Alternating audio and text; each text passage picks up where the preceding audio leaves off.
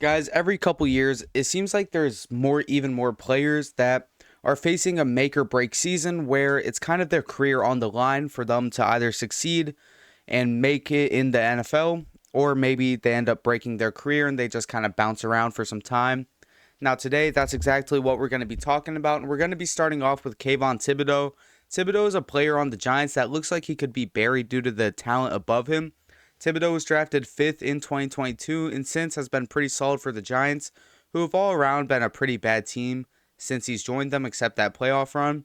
In his second season, he had put up 11 and a half sacks, which would lead the team that year.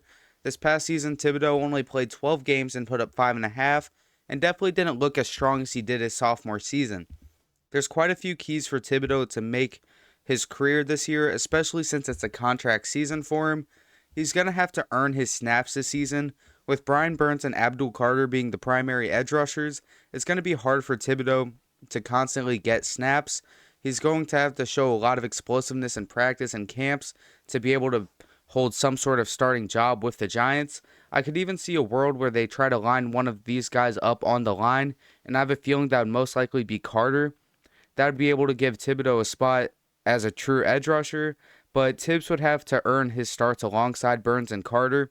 It's going to be hard for him to outwork the guy the Giants have on a massive contract who they traded for, and also the rookie who they selected in the top of the NFL draft, but is going to have to do it if he wants to make his NFL career.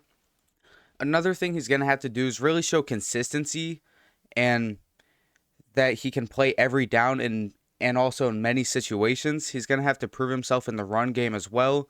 He's going to have to turn into a player that the Giants can rely on as an every down player so they can trust him in different situations. Anthony Richardson is still young, but if we're being honest, he's been in the league for a couple years, and we'd really like to see his breakout soon. The Colts definitely are not a team that's a quarterback away, but they do have a competent roster.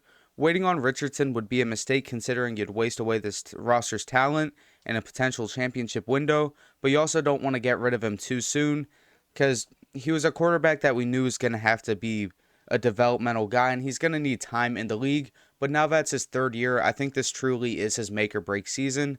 There's a couple things I think he needs to show in order for him to make it in the NFL. Starting off, he needs to show that he has the ability to read an NFL field. He has put up terrible completion rate numbers and oftentimes looks like he's just chucking it down the field, hoping for someone to catch the ball. In his rookie year, he had started off super hot before getting injured. He had 7 touchdowns and 577 yards passing. He only threw 1 interception and had a 59% completion rate, but this was pretty acceptable considering he had super limited college experience and was only a rookie. But last year, for more snaps, he had a 47% rate and 12 interceptions on 8 touchdowns. His chucking the ball down the field really showed, and flawed accuracy was apparent.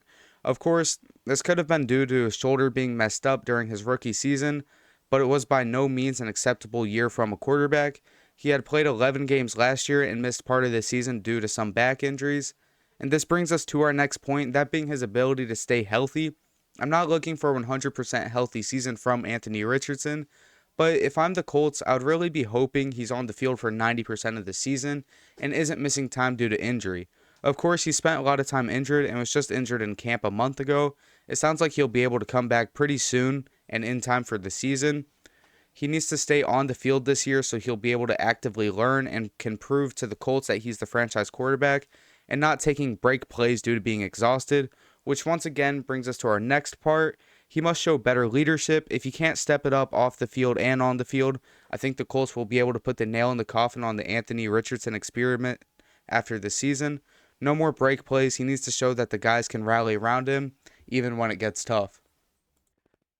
Although his name has been brought up in a bunch of trade rumors, Kyle Pitts is still on the team that drafted him in 2021, the Falcons. Now, being in a contract year, this has to be a year for him to make a jump. His best season yards-wise was his rookie year when he had 1,000, and although he hasn't had an elite quarterback in his career, his numbers have still slacked. He's played the whole season the past 2 years and failed to put up more than 700 yards in each year and only has 10 total TDs in his 4-year career. Kyle Pitts should, in theory, and for the sake of the Falcons, get the best quarterback play of his career this season. Also, there are a couple decent other receivers on the Falcons in Drake London and Mooney that may help Pitts become less of a focus from the defense, but they were on the team last year, so it's not really a huge change this year.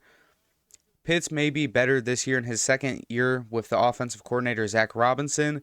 Also, Penix in his second year will be a big bonus to get some continuity at quarterback. He had a lot of the tools out of college, and we'll just have to see if he can put it all together this year.